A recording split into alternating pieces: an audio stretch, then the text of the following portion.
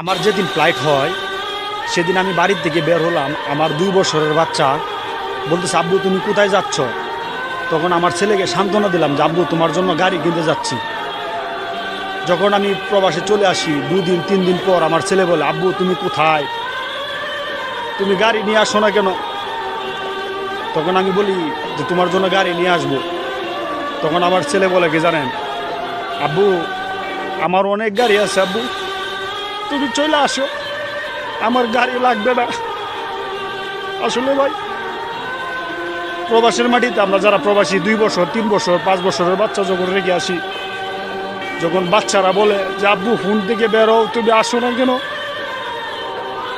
এই প্রবাসীরাই বুঝতে পারে কতটুকু কষ্ট।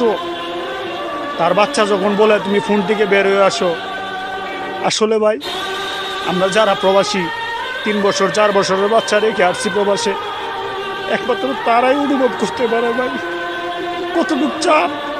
আমার ছেলে যখন বলে আব্বু আমার গাড়ি লাগবে না, আব্বু তুমি চলে আসো, তখন আমি বাবা হয়ে ভাই নিজেকে ঠিক রাখতে পারি না ভাই।